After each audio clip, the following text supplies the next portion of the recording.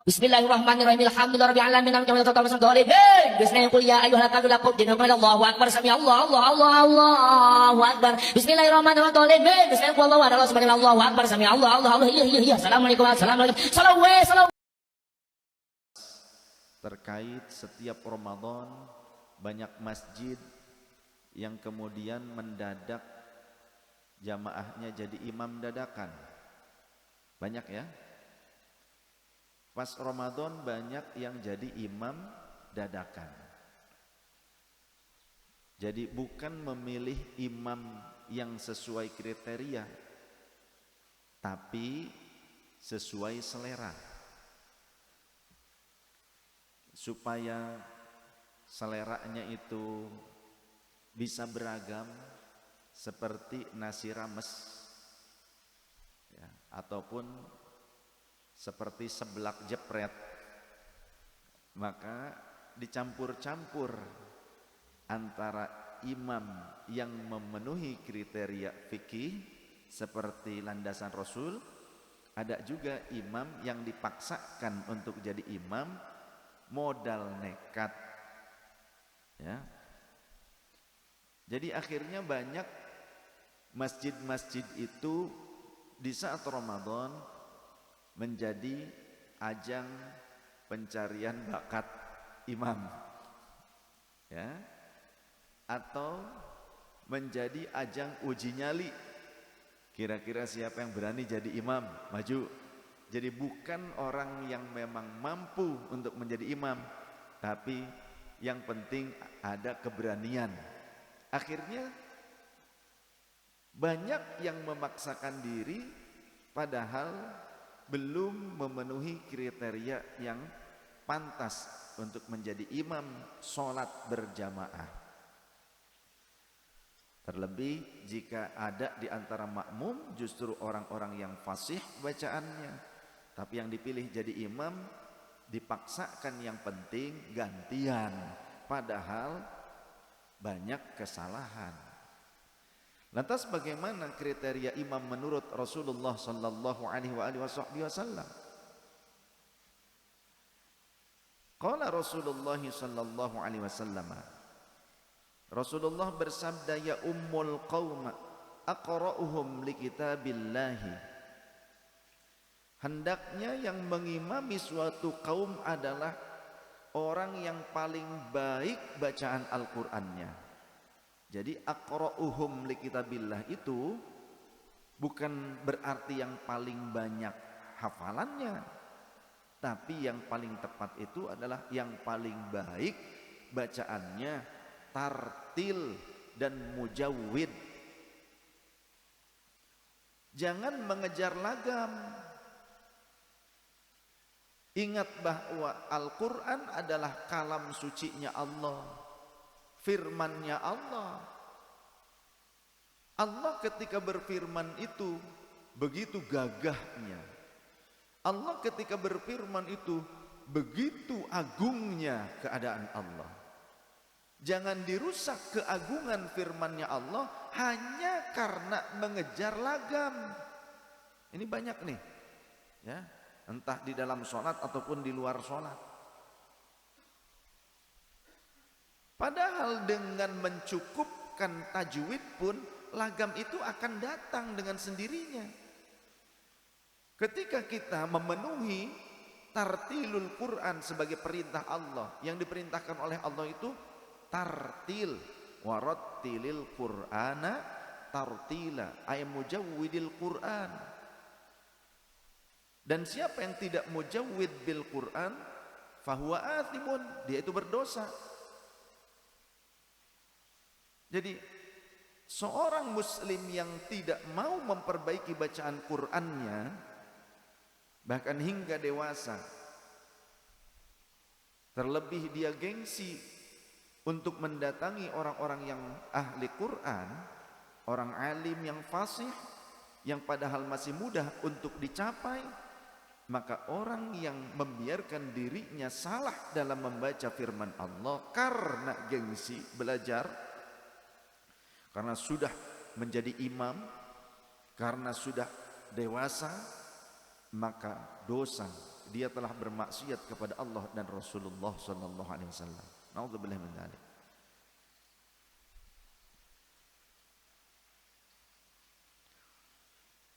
Kriteria yang pertama kata Rasul hendaknya yang mengimami suatu kaum adalah aqra'uhum li kitabillahi, orang yang paling baik bacaan Al-Qur'annya. Fa in kanu fil qiraati sawaan fa a'lamuhum bis sunnati. Jika di antara mereka kualitas bacaannya sama bagusnya, maka pilihlah yang paling mengerti sunnah atau fikih, yang paling mengerti syariat, yang paling alim. Yang pertama paling fasih dulu. Kalaupun bisa baca kitab, tapi kalau ternyata belepotan bacaan Al-Qur'annya, jangan dipakai imam. Ya. Ngerti bab fikih, tapi bacaan Qur'annya belepotan.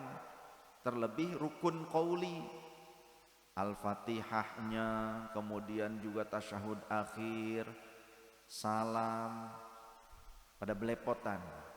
Maka jangan dijadikan imam. Cukup khotib saja yang begitu mah, jangan maksakan diri jadi imam. Harus tahu diri, ya. Minta saja imamnya yang fasih.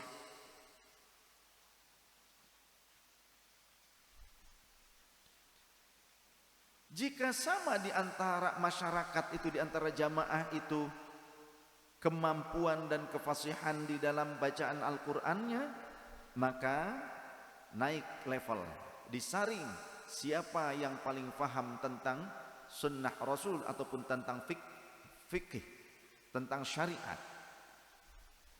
Tapi yang pertama tetap yang paling bagus bacaannya. Artinya mujawwid bil Qur'an, tartil. Kemudian yang paling faqih dalam sunnah. Fa in kanu fis sunnati sawaan, dan jika mereka sama kualitas pemahamannya dalam fikih, dalam sunnah Rasul, fa aqdamuhum hijratan, maka siapa di antara mereka yang paling dulu bermukim.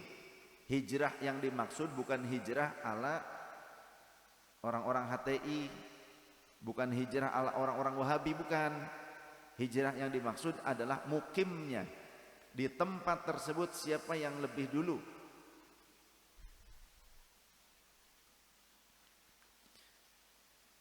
Fa in kanu fil hijrati sawaan fa aqdamuhum silman. Jika di antara mereka sama lamanya atau durasi mukimnya itu sama lah, nggak jauh beda, maka yang didahulukan menjadi imam adalah orang yang paling dahulu masuk Islam. Siapa yang lebih dulu masuk Islam? Ya berarti kalau dari kecil semuanya Islam, ya berarti yang paling dewasa, ya kan? Orang yang paling dewasa. Sebagaimana di dalam riwayat Al-Ashaj bin Qais, yang paling tua usianya sebagai ganti kata yang paling dulu masuk Islam. Ini dalam riwayat Imam Muslim. Kelanjutan haditsnya, wala ya ummanna ar-rajulu ar-rajula fi sultanihi, kata Rasulullah. Janganlah seseorang maju menjadi imam sholat di tempat kekuasaan orang lain. Harus tahu diri.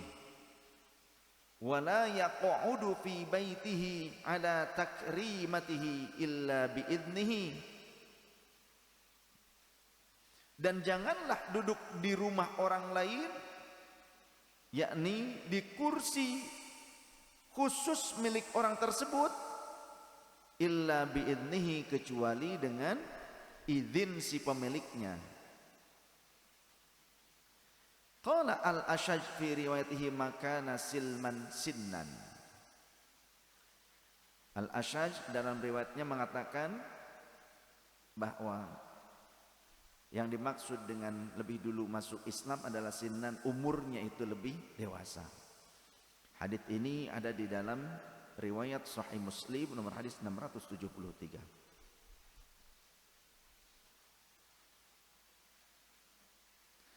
Dari keterangan Rasul sallallahu alaihi wasallam, maka kemudian kita pelajari bagaimana ungkapan yang disampaikan oleh para ulama, para muhaddits, para mufassir, para fuqaha.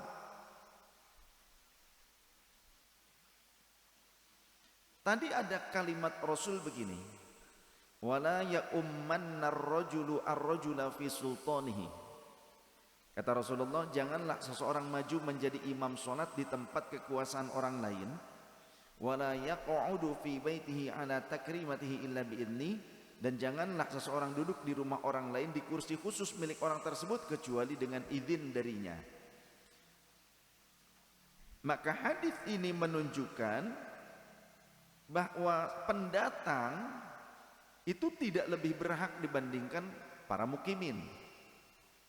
Bukan mukibin ya, bukan mukibin, tapi mukimin. Mukimin orang setempat itu lebih berhak untuk menjadi imam jika memang memenuhi aspek syarat yang ditetapkan oleh Rasul. Jika dia fasih, jika dia ternyata memahami fikih, kalau memang seperti itu, maka ahli tempat tersebut, ahlul qaryah tersebut itu lebih afdal. Tapi boleh ada tamu yang diminta atau diizinkan oleh mukimin untuk menjadi imam. Jika kita warga setempat kedatangan tamu orang alim dan qari itu artinya orang yang pandai membaca Qur'annya, bagus bacaan Qur'annya, bukan qori asal celengkeng bersuara tapi paburisat tajwidnya, bukan qori itu yang begitu ya. Jika ternyata ada tamu dia seorang qari, artinya orang yang pandai membaca Qur'an dengan baik, mujawwid, dan dia pun faqih, lantas kita meminta beliau untuk menjadi imam di tempat kita, maka itu pun boleh. Sebagaimana Imam An-Nawawi, pengarang Riyadhus Shalihin, pengarang Al-Majmu' Syarah Muhadzab, beliau berkata, ma'nahu ma dzakarahu ashabuna wa ghairuhum anna sahibal bait wal majlis wa imamil masjid ahaqqu min ghairihi. Makna dari hadis tadi sebagaimana disebutkan oleh para ulama madhab kami, bahwa pemilik rumah atau pemilik majlis ataupun imam tetap di masjid itu ahaqqu min ghairihi, lebih berhak untuk menjadi imam dibandingkan yang lainnya. Wa in kana dzalikal ghairu afqahu wa aqra'u wa awra'u wa afdalu minhu.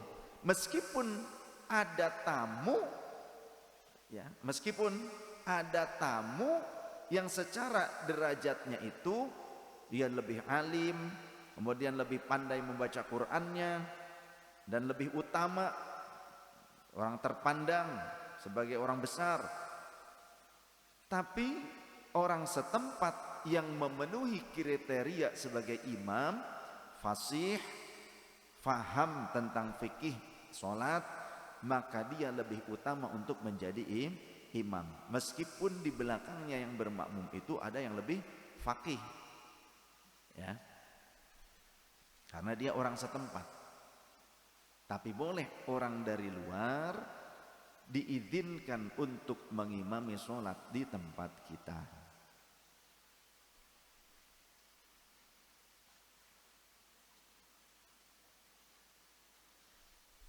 Wa sahibul makani ahaqqu fa in syaa'a taqaddama wa in syaa'a qaddama may yuriduhu.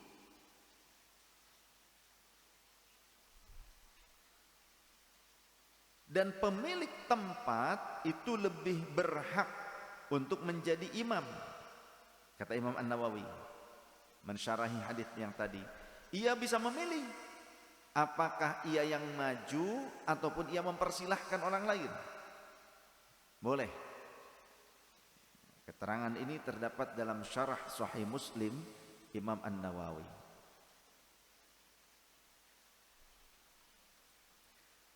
Jadi pendatang boleh menjadi imam jika diizinkan oleh imam tetap atau pemilik tempat. Sebagaimana juga Imam Asy-Syaukani berkata, wa aktsaru ahlil ilmi annahu la ba'sa bi imamatiz zairi biidzni rabbil makan. Jumhurul ulama berpendapat bahwa tidak mengapa jika ada orang yang sedang berkunjung atau musafir menjadi imam, tapi dengan izin pemilik tempat. Dengan izin pemilik tempat.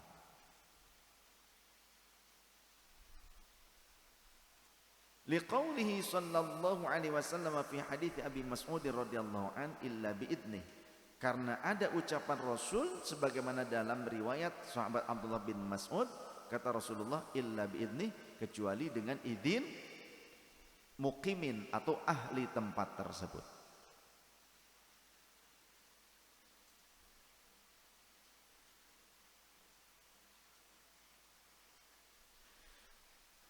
Pendatang juga boleh menjadi imam ketika imam tetapnya itu ada, tapi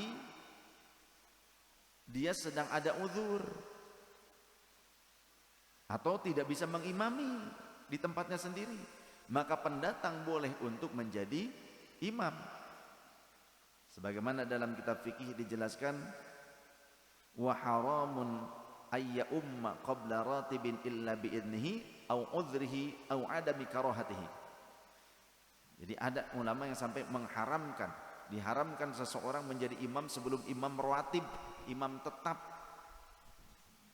di tempat tersebut datang, kecuali atas izin darinya atau imam tetapnya itu ada uzur,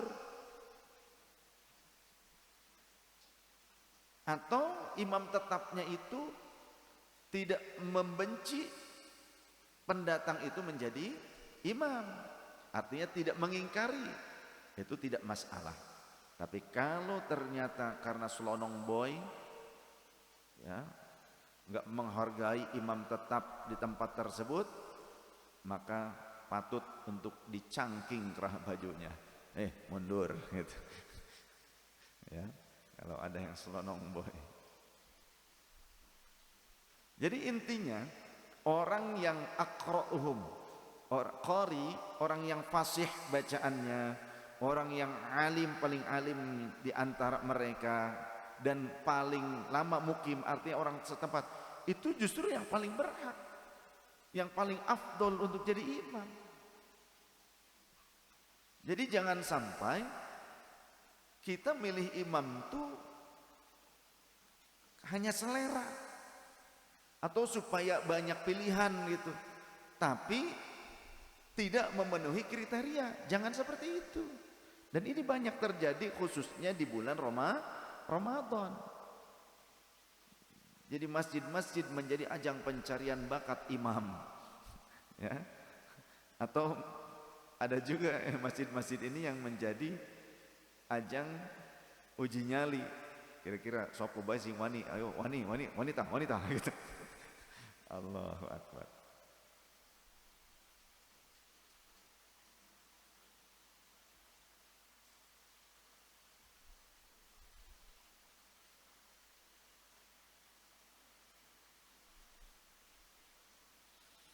Nah, kemudian ketika memilih imam sholat, jika ada dua kriteria untuk memilih, yakni orang yang faqih, orang yang faqih itu orang yang alim, atau orang yang banyak hafalan Qur'annya, kira-kira siapa yang didahulukan? Kalau ada pertanyaan begitu, antara orang yang faqih tapi tidak hafal Quran, sedangkan yang satu lagi dia seorang hafidh tapi tidak faqih tapi hafizul Quran. Kan begitu kan, kadang-kadang di masjid tuh ada dilema pilihannya seperti itu. Dan memang kalau di zaman sekarang itu beda dengan dulu.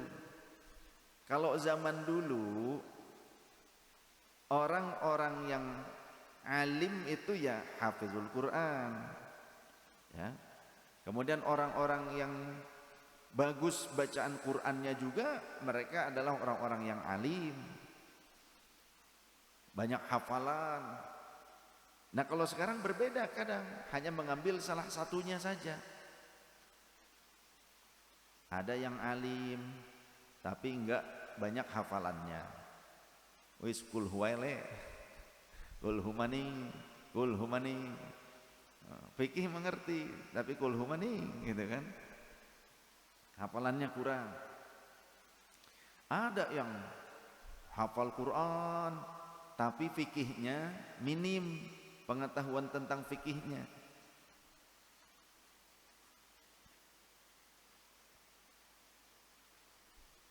Maka siapakah yang didahulukan untuk menjadi imam sholat?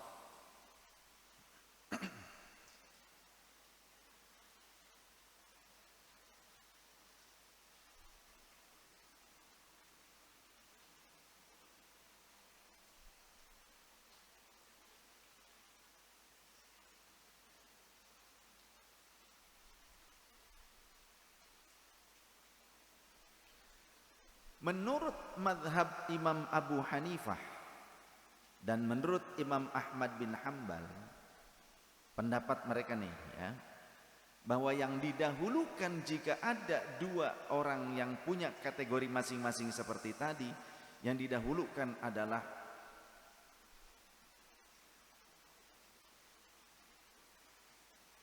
orang yang lebih banyak hafalan Qur'annya dibandingkan yang lebih faqih tapi tidak banyak hafalan Qur'annya.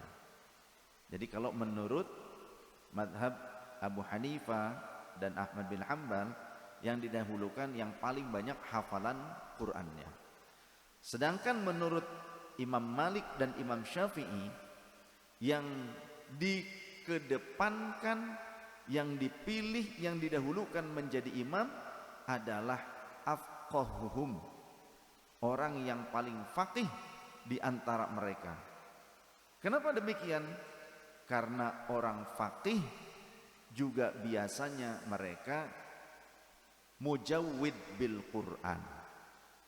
Mereka fasih dalam Al-Quran. Kemudian ketetapan fikih di dalam sholat itu tidak terbatas, berbeda dengan ketentuan bacaan Al-Quran di dalam sholat. Coba gini, cakupan bacaan Quran di dalam sholat itu paling Al-Fatihah yang menjadi rukun, betul kan?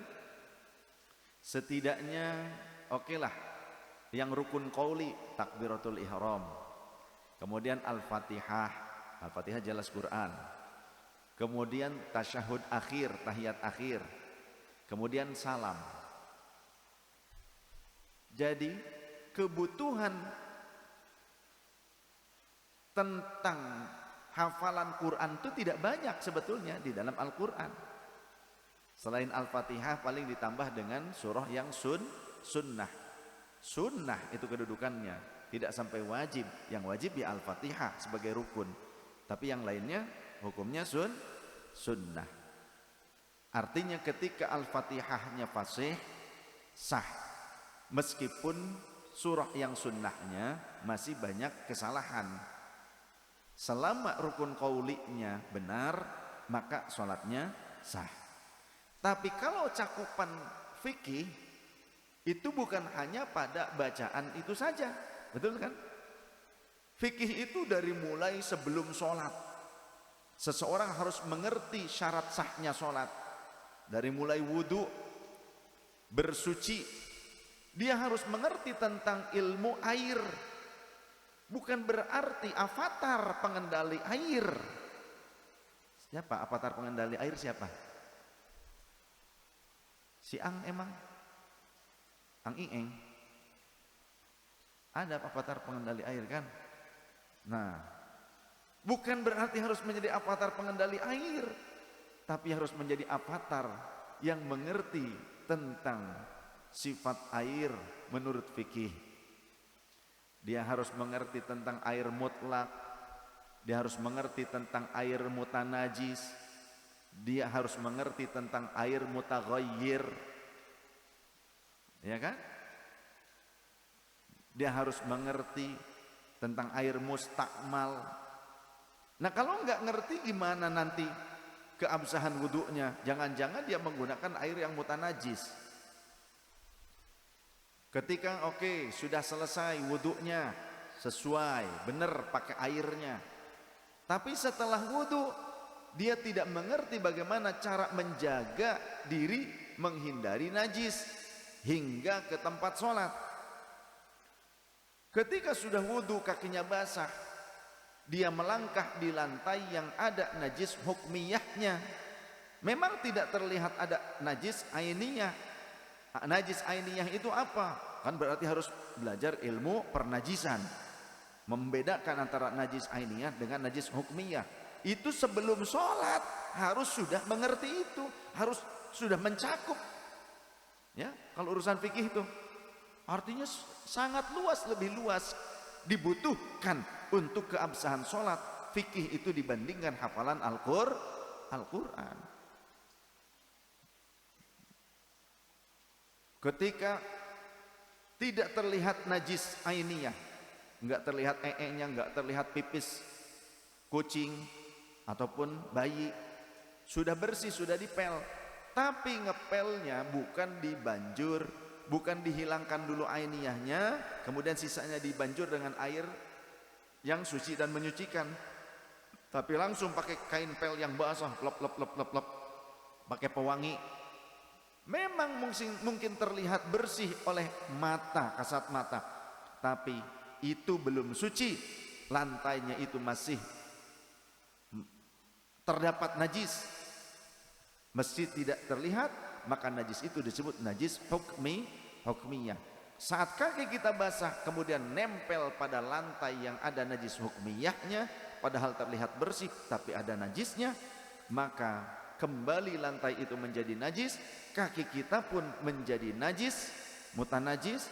Lalu kita naik ke sajadah, sajadahnya juga terkena najis, sholatnya tidak sah. Mau sampai kapan seperti itu? Makanya penting ngaji. Jangan cuma tadarusan tahsin, jangan cuma ngaji-ngaji yang umum, ya, pengajian umum saja. Ngaji itu kepada fuqaha, kepada orang yang faqih ngaji itu. Jangan hanya pengajian umum saja, harus spesifik. Kita butuh pengajian fikih.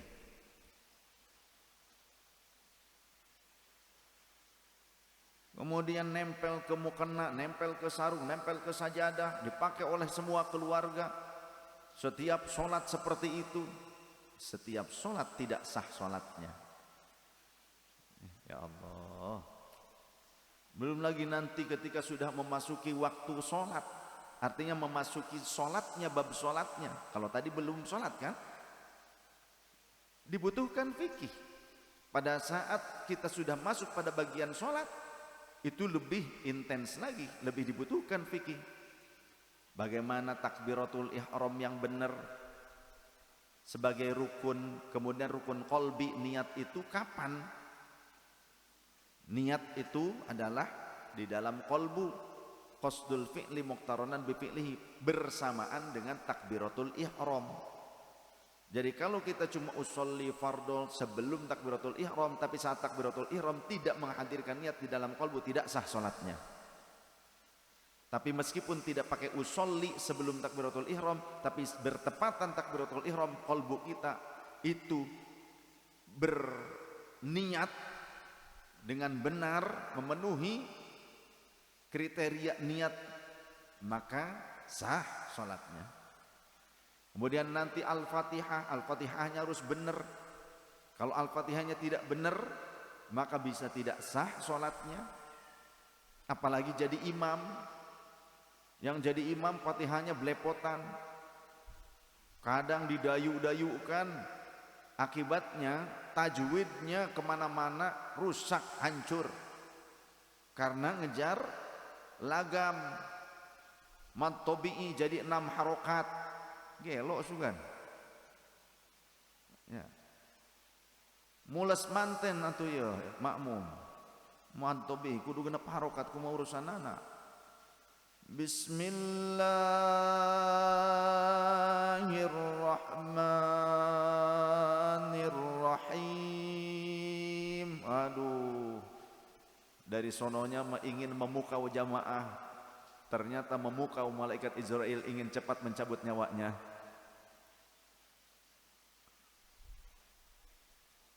Pas gunnah, cara baca harus benar, gunnah. Tasydidnya Al-Fatihah harus benar. Makanya dalam kitab fikih, dalam Kasyifatus Saja, tasydid itu sampai disebutkan tasydidnya Al-Fatihah di huruf mana saja. Coba yang benar belajar. Ini mah ada orang ketika kita sampaikan kriteria jadi imam tuh seperti ini, pundung. Yang benar tuh bukan pundung. Kalau ada ulama menjabarkan tentang kriteria jadi imam yang sesuai dengan fikih, sesuai dengan syariat, sesuai dengan tuntunan Rasul, bukan pundung, tapi justru harusnya menjadi penyemangat bagi kalian untuk datang belajar kepada orang yang alim dan fasihah, mujawwid bil Quran, bukan malah pundung. Udah kalau begitu saya nggak akan sholat di masjid ini. Epes mer. Yang benar harusnya, kalau begitu saya harus belajar tajwid. Datang. Ya. Ada sahabat kita Pak Syarif, ketika ada di sini, beliau kan sekarang di Arab, di tengah laut, jadi kapten kapal. Nah kalau pas pulang, waktu Ramadan tahun lalu kebetulan masih ada, belum berangkat, tiap beres kajian subuh, kemudian beres sholat isyraq, orang-orang beres musafahah pada pulang, beliau minta setiap pagi, setiap beres sholat isyraq, minta ditalqinkan Al-Fatihah, minta diajarkan Al-Fatihah, talaqi langsung tiap pagi, sebulan penuh tuh Al-Fatihah terus, dan tidak merasa putus asa, enggak gengsi. Beliau yang minta, Sayyid, saya minta, tolong ajarin saya Al-Fatihah yang benar seperti apa, katanya. Padahal anak-anaknya itu hafizah. Saking apa? Saking ingin bertanggung jawab, karena beliau juga salah satu anggota DKM, dan beliau adalah laki-laki. Laki-laki punya kans, punya potensi untuk menjadi imam. Kalau kita tidak mempersiapkan diri untuk menjadi imam yang benar, kasihan dong makmum. Ya, mau sampai kapan? Gengsi mulu.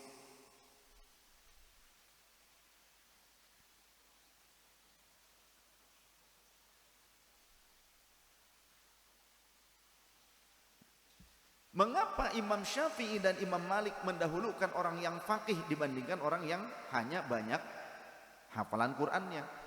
Lebih didahulukan yang faqih, yang alim. Yang jelas fasih juga ya. Tidak banyak hafalan Quran tapi alim, faqih, tapi fasih. Karena dulu Rasulullah juga memilih sahabat Abu Bakar Siddiq radhiyallahu an untuk menggantikannya menjadi imam.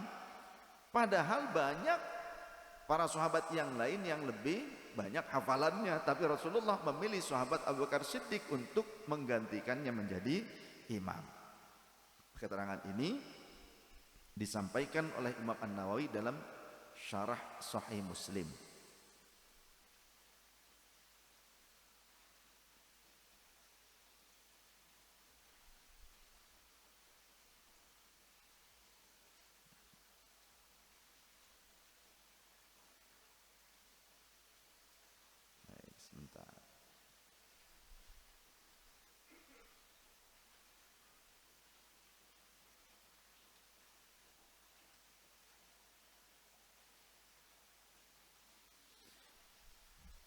Lalu kasus berikutnya, bagaimana jika kita mendapati imam itu ternyata lahan? Ngerti lahan? Lahan itu berarti tidak mujawid, lebay bacaannya, pelok, acak-acakan, acak-adut, itu lahan tuh. Di dalam kitab Asnal Matalib, juga dalam Fathul Qorib, dalam Fathul Mu'in, ya, dalam Asnal Matalib dijelaskan, wala qudwata biman ya'jizu bi kasril jimi afsahu min fathiha, wala qudwata, dan tidak sah bermakmum, biman ya'jizu bi kasril jimi, kepada orang yang tidak dapat membaca Al-Fatihah, ya, sesuai makhraj. Biman ya'jizu, bagi orang yang apes. Ajizu itu, ajaza itu maksudnya apes. Apes itu tidak mampu. Bikasril jimi, dikasrahkan jimnya, ajiz. Itu afsahu min fathiha, dikasrahkan itu lebih fasih dibandingkan dengan difathahkan. Ya'jazu, tapi ya'jizu itu lebih afsah, kata ulama ahli lughah. Tidak sah bermakmum kepada orang yang apes anil fatihati, dari pembacaan al-fatihah. Artinya tidak sah bermakmum kepada orang yang tidak mampu membaca al-fatihah dengan benar. Au an ikhraji harfin minha min makhrajihi, ataupun orang yang tidak mampu mengeluarkan huruf dari makhrajnya, dari tempat keluarnya. Au an tasydidin minha li rakhawati lisanihi, ataupun orang itu tidak mampu untuk menghadirkan tasydidnya Al-Fatihah. Dia tidak bisa membaca tasydid Al-Fatihah. Contoh, iyyaka na'budu wa iyyaka nasta'in, ar-rahmanir rahim. Ada yang bacanya bismillah juga, bismillahirrahmanirrahim, alhamdulillahirabbil alamin, ar-rahmanir rahim, malik yaumiddin, malik yaumiddin, mang midin, ya kana udah, ya kana nasta'in, ihdinas siratal mustaqim, siratal ladzina an'amta 'alaihim ghairil maghdubi 'alaihim waladhdallin. Kacau, kacau. Contoh orang yang tidak bisa membubuhkan tasydid pada tempatnya.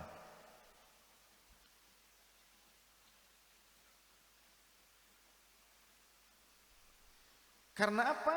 Lirakhawati lisanihi, karena mengendor lisannya, lidahnya itu. Ya pelok, cadel gitu mungkin ya, karena cadel.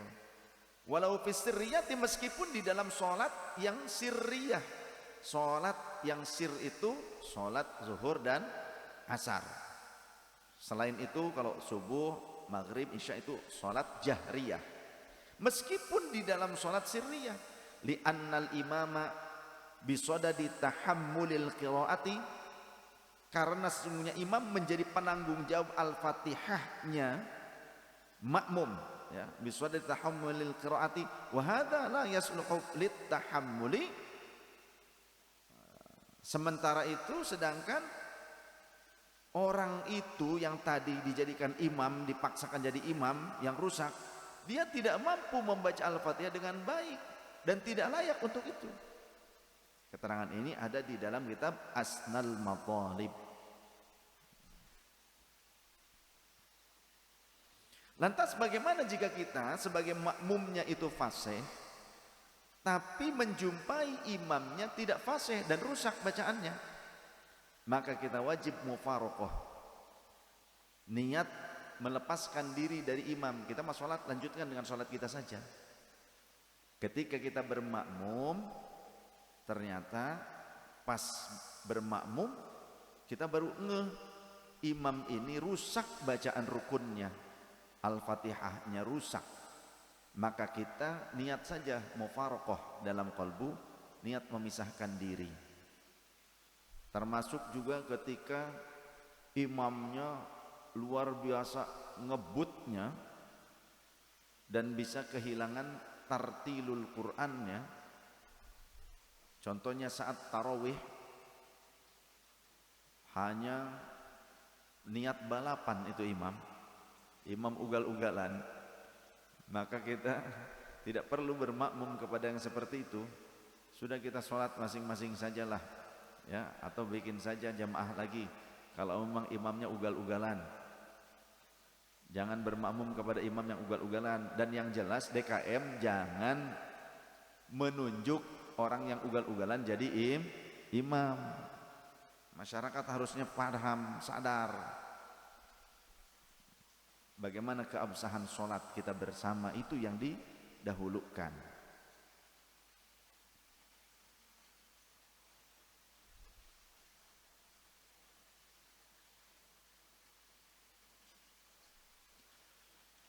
Di dalam kacamata fikih, bermakmum kepada imam yang ummi. Jadi ada qari itu orang yang bagus bacaan Qur'annya. Tapi kalau di kita makan enggak, qari itu asal orang yang bisa melagamkan, melantunkan Qur'an dengan lagam. Beda dengan istilah fikih. Kalau dalam fikih yang disebut qari adalah orang yang bagus bacaan Qur'annya. Sedangkan kebalikannya itu ummi. Ummi adalah orang yang tidak bisa membaca dengan baik dan benar. Nah, dalam kacamata fikih, bermakmum kepada imam yang ummi, bagaimana hukumnya? Ada beberapa tafsil. Tafsil itu pemerincian. Yang pertama, bisa tidak sah kita bermakmum kepada imam yang ummi jika bacaan rukunnya itu salahnya parah sehingga merubah makna, berpotensi merubah makna. Kekeliruan bacaannya itu berpotensi merubah makna. Katanya juga bisa berubah, hurufnya bisa berubah, ya, hurufnya berubah. Seperti siratal ladzina an'amta 'alaihim ghairil maghdubi 'alaihim waladdallin. Malah dibaca walabdolin, ada baknya, berarti itu merusak, ya. Walabdolin, ada bak ditambahkan di situ, itu merusak.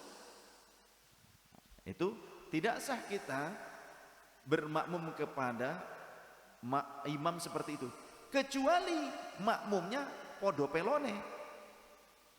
Ngerti apa ora? Kecuali makmum nage samplu, memang kos gitu. Sarwana makmum nage walabdolin kan ya sarwa gitu kan. Atau imamnya dengan makmum sama.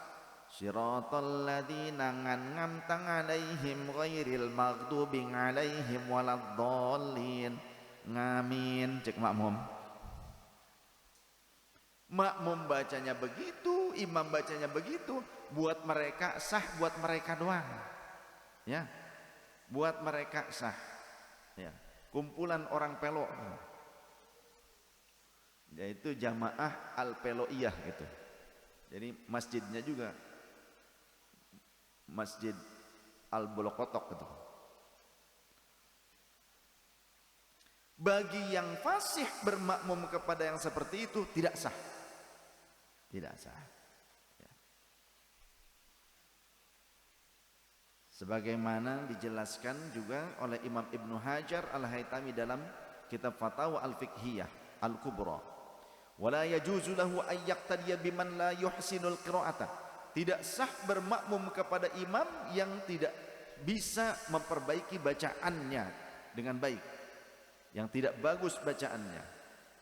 Wal muradu bi adami ihsanil qiraati, yang dimaksud adalah bi adami ihsanil qiraati alladzi al kalamu fihi ayyakuna yubdilu harfan bi akhara aw yalhanu lahnan yughayyirul ma'na.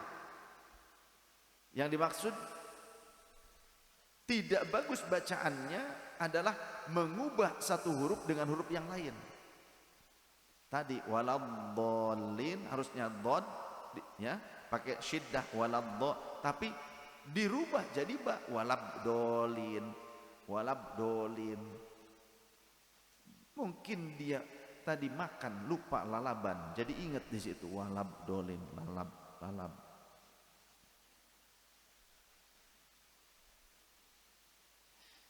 Atau ia membaca dengan lahan itu keliru, yang bisa mengubah makna. Ya. Siratal ladzina an'amta 'alaihim dibaca siratal ladzina an'amtu 'alaihim. Siratal ladzina an'amtu 'alaihim, bukan siratal ladzina an'amta 'alaihim. Ya. Ini juga sama. Ini merubah makna. Lafaz iyyaka na'budu wa iyyaka nasta'in, tasdidnya hilang. Jadi iyyaka na'budu wa iyyaka nasta'in. Kalau pakai tasdid, aku menghamba padamu wahai Allah, dan aku pun memohon perlindungan dan pertolongan kepada Engkau wahai Allah. Tapi kalau tasdidnya hilang di situ, aku menghamba pada matahari dan aku memohon pertolongan kepada wahai matahari, kan maknanya mukhalafah, rusak.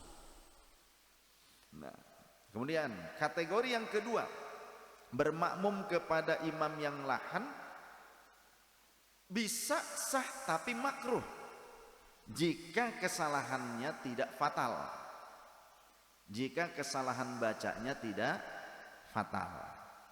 Contoh mad tabi'i 2 harokat dibacana 4 harokat.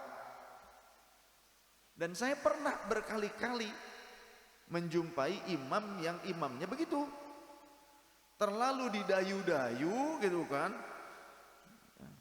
tapi akhirnya merusak tajwid. Bismillahirrahmanirrahim. Mad tabi'i jadi 4 harokat, 5 harokat. Rumah urusan anak. Kadang juga jadi qalqalah. Alhamdulillah. Oh, panjang amatan. Ya. Ada yang seperti itu. Kemudian maliki yaumiddin, mimna panjang amatan itu mad tabi'i. Allahu akbar. Kalau tidak sampai merubah makna, ya, sah kita bermakmum kepada imam begitu, tapi makruh. Kita sholat ingin benar karena imamnya adalah imam uji nyali, akhirnya kita yang jadi makmum kalang kabut, keder.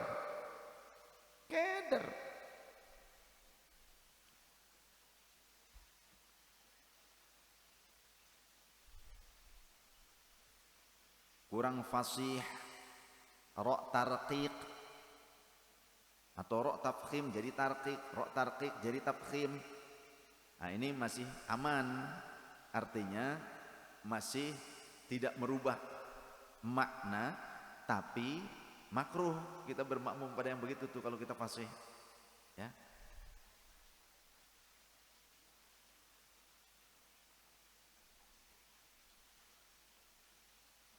Seperti mana contoh pengucapan roknya? Ar-Rahmanir-Rahim. Ada yang begitu tuh. Ar-Rahmanir-Rahim. Dan aneh sekarang kadang, dan saya mendapati kasus di mana DKM pernah menyampaikan ke saya, dapat imam, katanya imam bagus, katanya lulusan pesantren, bawa kitab, kemudian bisa ngajar kitab. Ini kasus nyata disampaikan ke saya kan di beberapa masjid jadi penasehat hukum di beberapa masjid ya, artinya tidak disebutkanlah di masjid mananya, di beberapa masjid, saya bukan cuma satu masjid aja, bukan cuma di Karawang, di Cikarang juga kan saya jadi penasehat di beberapa masjid juga. Ini ada kejadian, DKM menyampaikan kepada saya bahwasanya sudah dapat imam baru, jadi marbot juga ya, merangkap, katanya alumni pesantren, pernah mondok, lulusan pesantren, kemudian juga bawa kitab dan dia siap untuk mengajar kitab juga. Pada saat saya bermakmum, Gusti Nu Agung, rusak bacaannya. Terus saya pikir benar bisa ngajar kitab, boro-boro. Nah, ini akibat apa? Akibat DKM tidak memasrahkan untuk perekrutan imam masjid itu kepada ahlinya, karena DKM sendiri yang merekrutnya tidak bisa, tidak fasih, tidak faqih, tidak ngerti baca kitab. Ada orang ngaku-ngaku saja kemudian yakin saja, realnya kacau. Itu akibat apa? Akibat DKM-nya sendiri menjauh dari ulama, tidak minta kepada ulama. Ya. Coba kalau kepada orang alim, orang faqih, orang yang fasihah, kan nanti ada seleksi yang menyeleksinya langsung real. Meskipun istilahnya tidak sampai pada hasil yang didapati calonnya itu perfect, tidak sampai perfect, tapi setidaknya lah nggak terlalu kacau. Kalau ulama, fuqaha yang menjadi selektornya, tapi yang menyeleksinya bukan orang faqih, bukan orang fasih. Yang penting mah aya we meureun sarua jeung tagog jurig teh eta mah. Ngerti tagog jurig? Tagog dewa, patung dewa, enggak bergerak enggak apa, yang penting mah aya we sugan we batur sieuneun gitu. Sarua jeung tagog dewa eta mah tuh, patung tagog dewa teh ya. Kan sok aya di Bali ini kan ya. Kadang di hotel, di mana di kantor disimpan aja patung tagog dewa, asal nagog ya dewa didinya gitu kan. Barangkali jadi penjaga. Sama kalau masjid, DKM menentukan imamnya tidak selektif sesuai syariat, maka sama saja DKM itu hanya menyiapkan patung tagog dewa di masjid. Asal aya we ulah teuing gitu. Ulah keasupan domba, kira-kira aya nu gebah-gebah domba we lumayan gitu. Apa begitu? Ini berarti kalau kemudian di masjid itu keabsahan sholat berjamaah menjadi rusak akibat DKM tidak selektif sesuai syariat, maka DKM semuanya bertanggung jawab atas ketidaksahan berjamaah tersebut, atas dosa yang ditanggung oleh masyarakat saat tidak sah mereka sholat berjamaah tersebut. Ayo. Jadi DKM itu jangan asal punya keputusan, tapi ketika sesuatu berhubungan dengan urusan agama, serahkan kepada ahlinya. Ya DKM tidak alim tidak masalah, yang penting urusan manajemen masjid. Tapi kalau urusan tentang masalah agamanya berkenaan dengan keabsahan sholat, tentang penetapan imam, maka selayaknya DKM memasrahkan kepada yang ahlinya. Rasul mengatakan idza wusidal amru li ghairi ahli fantadhiris sa'ah. Kalau segala sesuatu diserahkan kepada yang bukan ahlinya, tunggu masa kehancurannya, rusak. Jadi untuk menentukan imam-imam itu harusnya konsultasi, selektif, lakukan seleksi. Yang menyeleksinya orang yang fasih, orang yang faqih.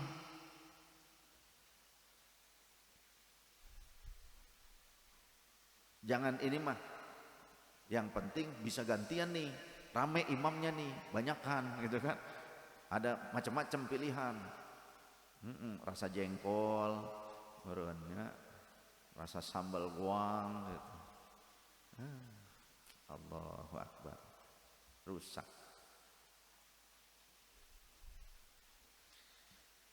Meskipun memang ada qaul qadimnya Imam Syafi'i yang menyatakan sah kita bermakmum kepada imam yang imamnya itu pelok lahan, tapi di dalam sholat sirriyah, sholat zuhur, sholat asar, kan tidak terdengar, dan masing-masing imam dan makmum juga bacaannya kan masing-masing membaca kan, makmum tidak ngandelin bacaan imam, maka sah itu dalam qaul qadim.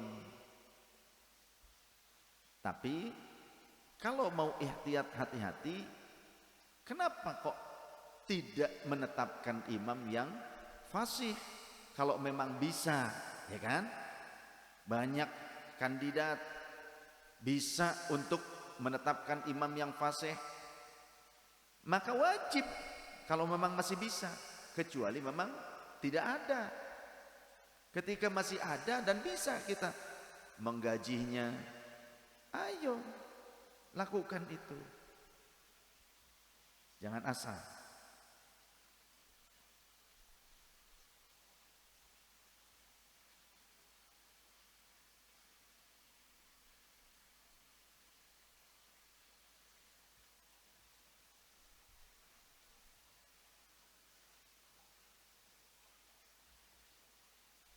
Sehingga lebih baik kita hati-hati, lebih baik hati-hati dalam menentukan imam rawatib di masjid-masjid ataupun musholla. Cobalah gunakan guidance-nya para ulama, seperti halnya disampaikan oleh Imam Al-Khatib Asy-Syarbini dalam kitab Mughnil Muhtaj. Beliau berkata, wala qari'in bi ummiyin fil jadidi, tidak sah bermakmumnya orang yang mampu membaca Quran dengan baik, atau orang yang fasih bermakmum kepada imam yang tidak fasih, itu tidak sah, kata Imam Al-Khatib Asy-Syarbini dalam Mughnil Muhtaj. Itu dalam qaul jadid. Wa huwa man yukhillu biharfin au tashdidatin minal fatihati. Siapa sih yang disebut dengan ummi itu dalam kategori ini, dalam kitab fikih ini? Yaitu orang yang merusak satu huruf atau tasydidnya di dalam membaca Al-Fatihah. Wa minhu aradtu yudghimu fi ghairi mawdi'ihi wa alfadhu yubdilu harfan bi harfin wa tasihhu bimithlihi. Termasuk dari orang yang tidak mampu membaca adalah orang yang membaca idgham tidak pada tempatnya, ya, membaca idgham tidak pada tempatnya, dan orang yang mengganti satu huruf dengan huruf yang lain, termasuk juga yang membaca qalqalah tidak pada tempatnya, yang bukan huruf qalqalah diqalqalahkan. Alhamdulillah, alham. Kemudian maliki, jadi ada tasydid padahal enggak ada tasydid. Maliki yaumiddin, itu salah, ya, harusnya maliki yaumiddin. Kemudian juga ada yang membaca iyyaka na'budu wa iyyaka nasta'in, itu seperti ada hamzah sukun di situ, jadi ada mentok-mentoknya gitu, ya kan? Jadi juga silat set gitu. Iyyaka na'budu wa iyyaka nasta'in. Jadi ka jadi gimana ini bacanya kok begitu? Enggak ada. Yang sebenarnya tidak seperti itu. Membaca iyyaka na'budu wa iyyaka nasta'in seperti itu. Tidaklah dihentak-hentak iyyaka na'budu wa iyyaka nasta'in. Itu berarti sudah ada perubahan. Kalau dihentak-hentak berarti riwayatnya sudah dirubah, ya, sama dengan mudallis hadis, berarti merubah-rubah hadis. Ini merubah-rubah riwayat tilawah Al-Quran, lafaz yang jelas sudah diajarkan langsung oleh Rasulullah. Ketika ada orang yang mengucapkannya seperti tadi, itu mudallis, ya, membuat riwayat palsu tuh, iyyaka na'budu wa iyyaka nasta'in, sama dengan orang yang berubah-ubah hadis tuh.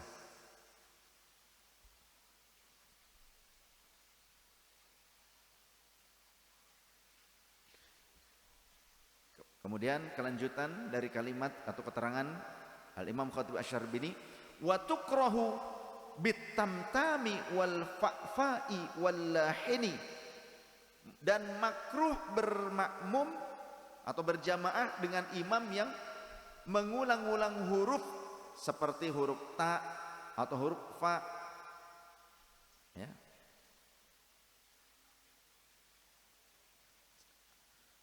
Alhamdulillahi rabbil alamin, rabbil alamin.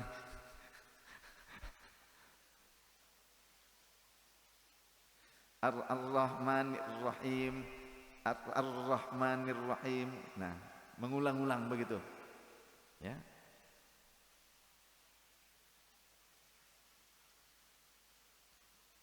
Makruh kita bermakmum kepada orang yang mengulang-ulang huruf seperti huruf ta ataupun huruf fa. Wallahini, dan bermakmum pada orang yang salah baca. Lahan itu salah baca, lahan. Fa in ghayyara ma'nan, maka jika kesalahan itu sampai merubah makna, ka'an'amta bidommin au kasrin, malah didomahkan ka'an'amtu, jadi an'amtu alaihim siratal ladzina an'amtu alaihim, atau dikasrahkan siratal ladzina an'amti alaihim.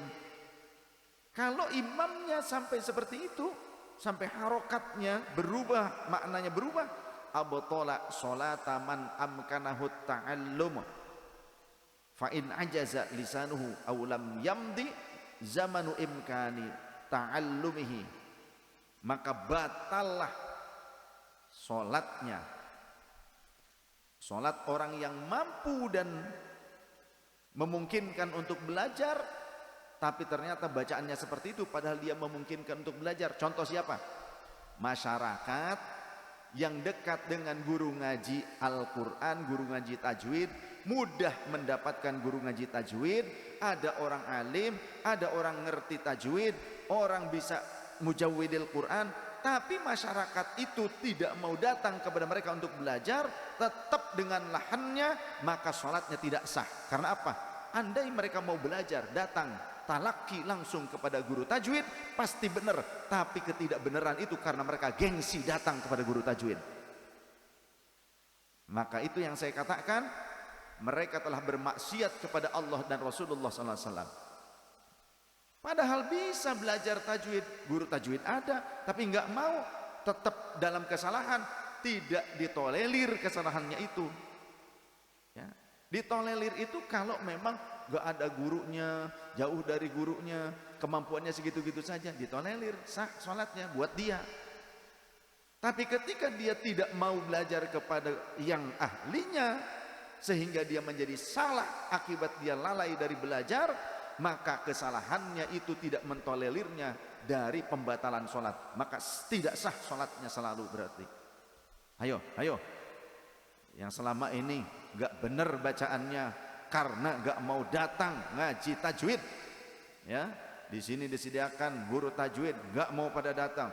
Yang lain juga gak mau didatangin juga, ada guru yang lain gak mau didatangin. Ya memang dasar gengsi, gak mau. Ketika salah, sholatnya tidak sah terus menerus.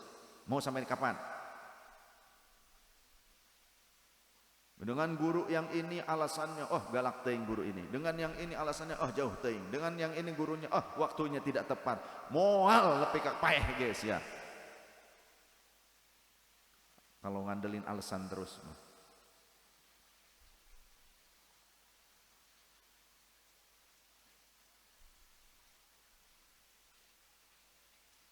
Jika lisannya tidak mampu diubah atau waktunya tidak cukup untuk belajar, ya, fa in kana fil Fatihati, itu pun jika pada bacaan Al-Fatihah, ya, faka ummiyin, maka hukumnya seperti ummi, orang yang tidak bisa membaca dengan baik. Wa illa fatasihhu sholatuhu wal qudwatu bihi. Jika di selain Al-Fatihah lahannya itu, maka sholatnya sah dan sah bermakmum kepadanya. Jadi yang paling penting adalah bagian rukun qauli, ya, rukun qauli, takbiratul ihram, Al-Fatihah, tasyahud akhir sampai dengan sholawat, kemudian salam. Salam di dalam sholat alif lamnya itu harus dibaca benar. Assalamualaikum warahmatullah. Assalamualaikum warahmatullah. Kalau alif lamnya tidak dihadirkan saat salam di dalam sholat, tidak memenuhi rukunnya salam, tidak memenuhi keabsahannya salam, sholatnya tidak sah. Assalamualaikum warahmatullah. Assalamualaikum warahmatullah.